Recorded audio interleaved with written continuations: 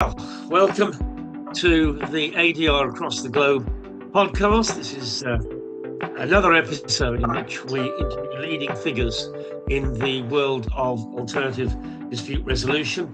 And today's episode, we're delighted, Chinwe and I are delighted to have on the show Masood Ahmed and David Sixsmith, both professors of the universities of Leicester and of Northumberland, respectively. And delighted to have you here, gentlemen. They're both editors of a new work on modern mediation, looking at different aspects, interestingly, not only focused on England and Wales, but also looking at Holland and further abroad as well. So without further ado, I just wonder, Masood and David, if you'd like to explain a little about what brought you together and what brought you to the idea of the book, that would be great. David, do you want to kick off, or? Yeah, sure. So this project really began quite a number of years ago now. I mean, these books themselves take a while to come together, but Masood and I were presenting at the same conference and had a discussion about the fact that there was, even though that there had been significant developments in certain jurisdictions, that there wasn't really a platform which brought all of that together. So we initially talked about the idea of potentially running a seminar which we were going to invite international participants to take part in.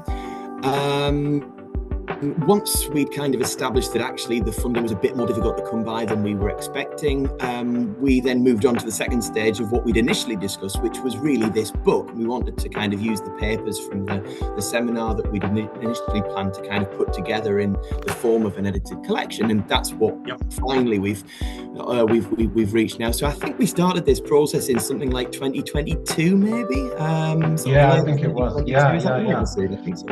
So it's been a while.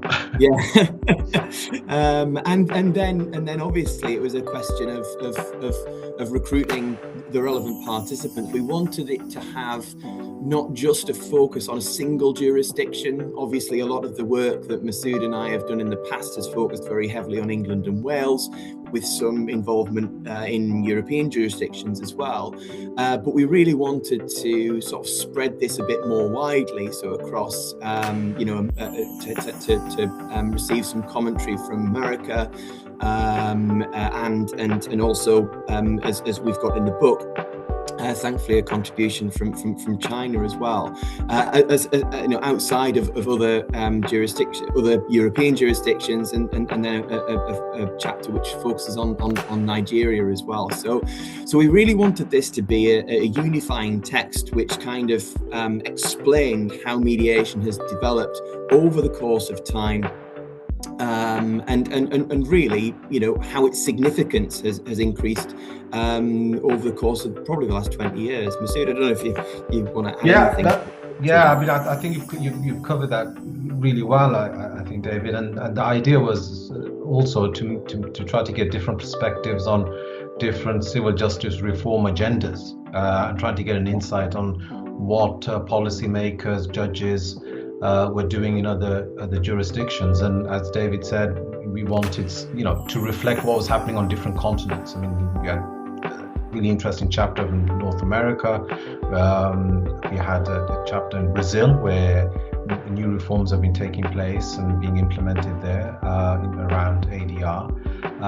And then, as David said, China, and then we have the excellent chapter by Chinwe on Nigeria, because we know that there's an Arbitration and Mediation Act there, so that's significant. So we wanted that to be reflected, as well as obviously the European jurisdictions.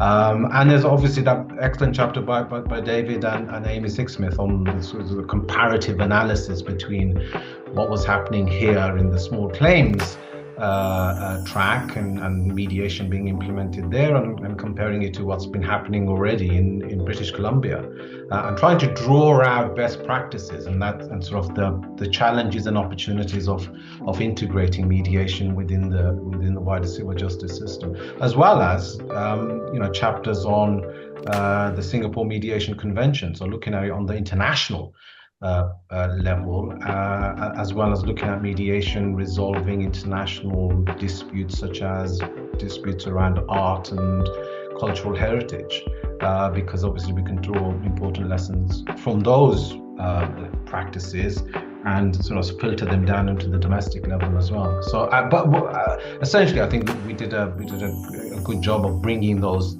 sort of scholars together and reflecting that. And one last point, obviously, is the digitization part as well, Tony, because your excellent chapter, Your and Victoria's, touches on that quite nicely and sort of reflects the modern, sort of the reform agenda around that. Yeah. And incredibly timely as well, because the reform movement, certainly England, Wales is a topic. And this morning I was reminded that Cyprus has legislation passing, as we all know, passing through its parliament to make pre-court mediation mandatory, and for various registers of mediators to be consolidated, and for the mediators working in that regime only to be drawn from that registry, which is very interesting development, taking into account the consultation which the Civil Mediation Council's got going on, as you know, at the moment on their code for regulating their members. So we have a very different approach here to that in that. Chinwe, you want to take it on? So thank you so very much for that clarification, Mr. Tony. So I wanted to ask the both of you, did anything surprise you the major or significant development in mediation policy across the globe, across different countries that submitted their book chapter to both of you? Thank you. I'll start off on that one. I think it was really interesting to see the different approaches that policymakers were taking in all those different jurisdictions which are covered in the book, and sort of the underlying sort of cultural aspect of it was also important, because when you look at, for example, the chapter on judicial mediation in China, historically for thousands of years, there's been a cultural embedded understanding that the way to resolve disputes is out of the courts and out of formal adjudication. So there's already an embedded sort of cultural approach, which is now reflected in the law and the procedure in China. And Peter Chan's chapter on that was excellent in sort of explaining that, but also taking it a step further and saying, look, how can we improve what we already have with judicial mediation there? So that was interesting to look at. Then we look at England and Wales. So again, David and Amy Sixsmith's chapter, my own chapter on the use of pre-action protocols, and some of the work that I've been doing with the Civil Justice Council, and how we're trying to enhance sort of pre-court mediation and ADR there, and how sort of it's taken a longer time to do that, because inherently we have an adversarial culture here, which is beginning to change thanks to people like Sir Geoffrey Voss, the Master of the Rolls, who's been very active in trying to bring a culture change there.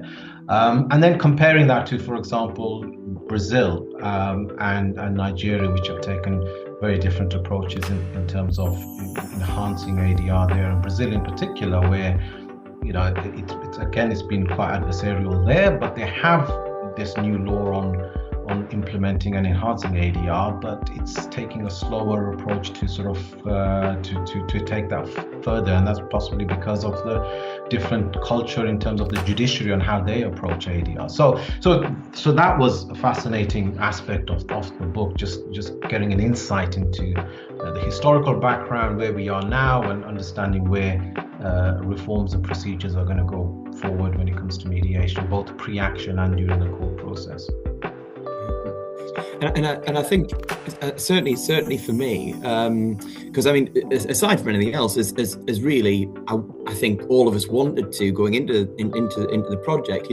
I've learned a huge amount actually, not just about the about the state of play in different jurisdictions where perhaps I might have been able to acquire information before, but I think that some of the perspectives that's been taken on how mediation has been effectively or not effectively embedded into particular civil justice systems and practices, I think was really interesting.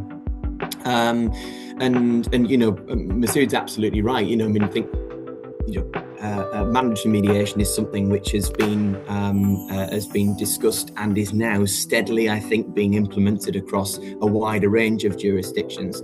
And it's interesting to see how that's been approached over and how long perhaps it's taken to get to a point where people feel like they're able to accept mandatory mediation, because of course that's part of it, isn't it? That's, it's not just about necessarily policymakers or even academics suggesting that this might be a solution. It's about ensuring the relevant stakeholders are in a position to think, actually, I can see the benefit of this. I understand that it's not infringing on any particular rights that I have. It's not prohibiting my access to the court. It's just simply, a mechanism through which I might well achieve a more cost-effective settlement.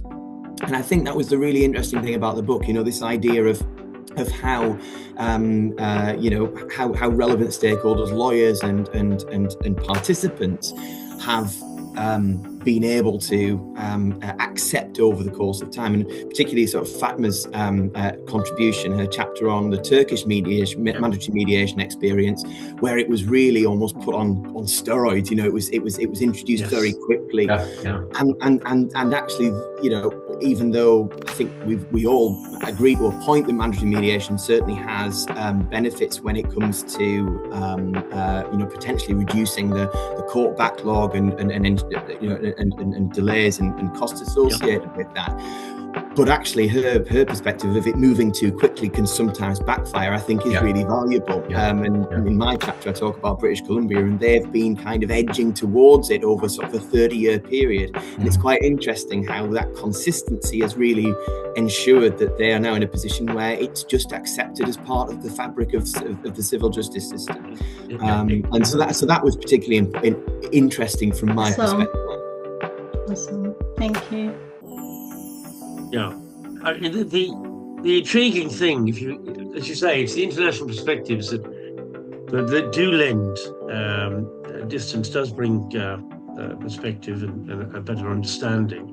And there's no danger, I suppose, of anything happening in England and Wales on steroids, or some might say otherwise.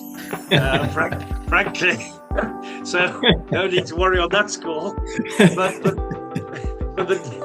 the difference, and you're right to point it out, David, with British Columbia, is you have one platform in which it's adjudication there, isn't it? The second tier, but it is a whole thing. You do the triage, you go through that, you try and sort it out. That doesn't work. Then the next thing is this. It's not like you've got something outside you've got to go and do.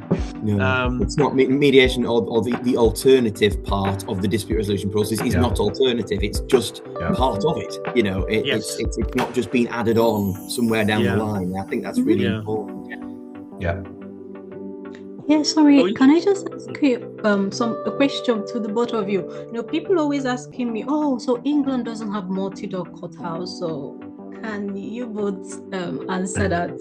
Because I'm Mr. Tony as well, because Mr. Tony is an authority in England and Wales. So. Tony, do you want to? No, you carry on. Well, I was just going to say, we don't have a multi-door courthouse at the moment. We just have the binary system, because all we've got is the automatic referral to mediation, the ARM scheme, which is post-issue. We have the Mether-Tidville approach, which hasn't really sparked a deluge, I suggest, of new work for mediators. And it won't. My own view is that it won't change until we get quasi-mandatory pre-court mediation obligation. And you can see how successful that is in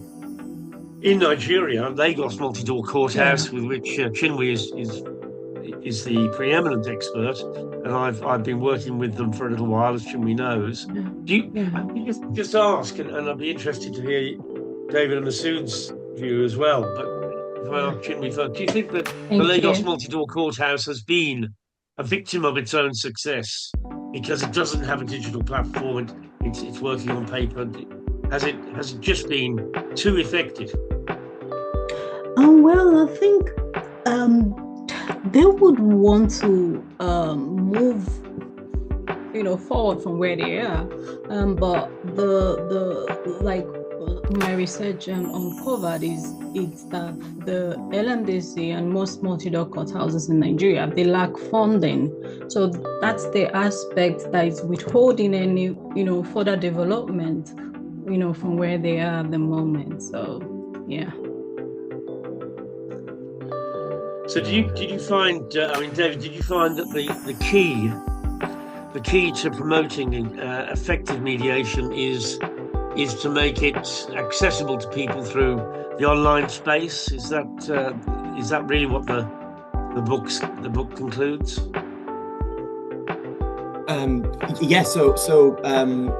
That's certainly part of that's got to be, I think, part of how we look at the future,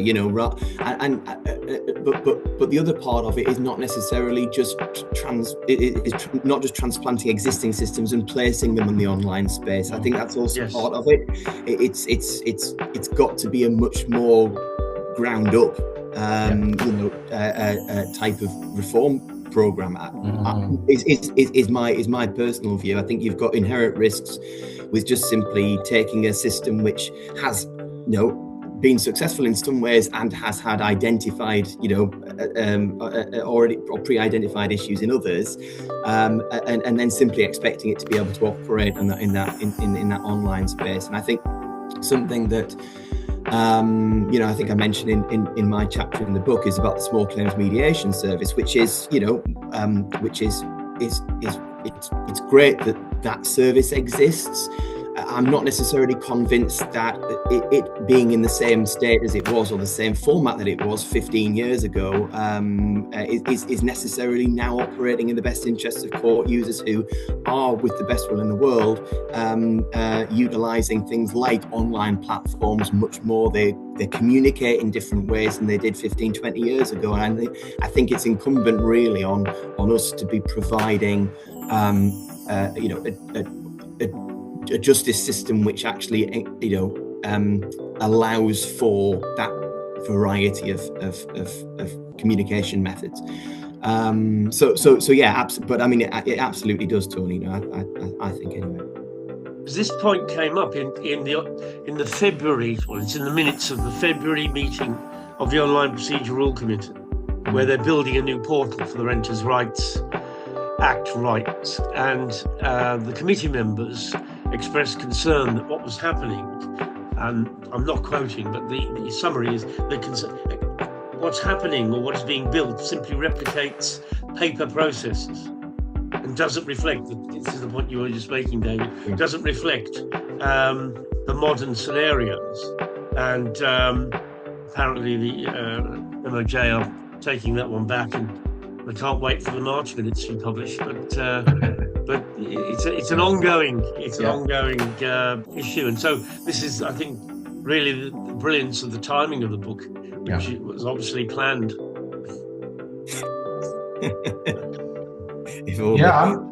I was just gonna add on to what David was saying. I mean, I think absolutely right on all of those issues, and I think there's a key point here as well about. We've talked about culture change and getting people to think differently when it comes to ADR in particular and mediation, and that's something that Sir Andrew Ritchie mentions in his brilliant foreword to the book.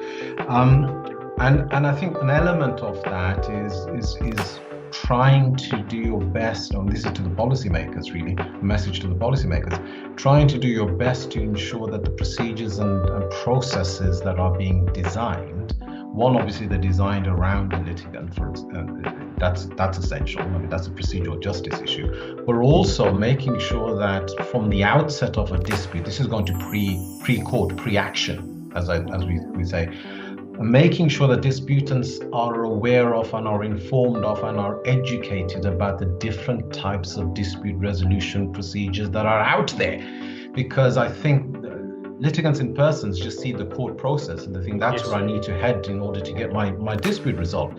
But clearly, access to justice and the debate around access to justice is wider than that, isn't it? I mean, the access to justice means, yes, going to the court, but also going to an ADR procedure, which may actually resolve your dispute in a more satisfactory way for you. But that's a key element, I think, sometimes which is missed in the policy debates and discussions. And that's something that I've mentioned in my chapter. I think David, you touch on it, and it's trying to bring that culture change by actually effectively informing and educating litigants from the outset, i.e. pre-court, about ADR and mediation and the court process and what that actually means for access to justice. And that can only take place, I think, at the pre-action stage. And that's why I think it's so fundamental why the Civil Justice Council pre-action protocol review recommendations need to be implemented as a matter of urgency, because it also is consistent with the Master of the Rolls digitization agenda. I mean, I don't see why we can't take those recommendations with the digital justice system reform agenda that MR is talking about, with the work of the OPRC, and say this is where we need to go. I think we can achieve everything. We can achieve, the MR's vision. We can achieve what the CJC have said in their report, and we can achieve what the OPRC are doing very nicely if everybody communicates and cooperates and engages. So let's hope that the CJC PAP review recommendations are implemented ASAP. Yeah, as a crack record, Masood, we continue to batter away. But Chinwe, you did some research in the States, didn't you? Empirical research about awareness. I think that could be good to have. Yeah. What did you find? You went into different states. Oh, whoa! It's so funny that we hear about ADR all the time, especially mediation, and you could think that everybody should be conversant with this mode of informal mode of settling disputes, but that's not so. Like, maybe could I just say maybe 2 or 3 people out of the people I interviewed in Minnesota. I have not put up that research for Minnesota, but I have the one for Washington and the one for Las Vegas, and I did in Ohio as well. But all of these cities, they do not know about ADR. Mediation as well, and I kept telling them, if you have any dispute and you want it to be resolved quickly and for you to save money, just simplifying the method. You could check online, you could find the American Bar Association dispute resolution. You could see some of our members there, So I was just, but it was just, it was alarming. And of course, I did research in Trinidad as well. That's the same issue facing Trinidad as well. People on the street do not know about ADR or even mediation. So.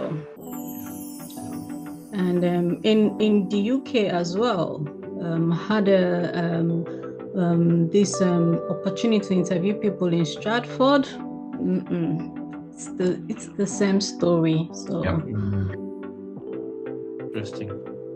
Peer mediation is the way forward. Is it? That's the ultimate solution, is it, David? Peer mediation. What embedded within primary schools and secondary? Yes. Yeah. Well, I mean, I think the work to be done on public education is still absolutely huge, which is a bit alarming to say when we're this far down the road. It's not like this is new, but Chinwe has just highlighted there. This isn't just specific to England and Wales as a jurisdiction. There are if you look across multiple jurisdictions, across multiple continents, where their civil justice systems have been based on an adversarial system,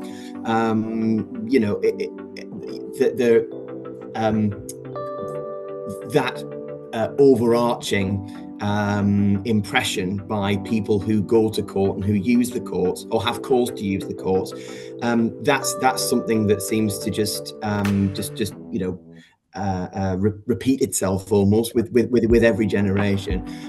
So I don't even think it's a jurisdiction specific thing. I think because internationally there isn't a huge amount of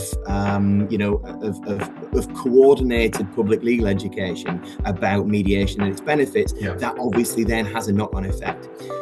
So actually, the research that Chinwe's pointing to there, I think is really valid, because it kind of shines a light on a problem which actually everybody needs to confront at some point if there is a desire to ensure that mediation is adopted as a normalized part of a civil justice process.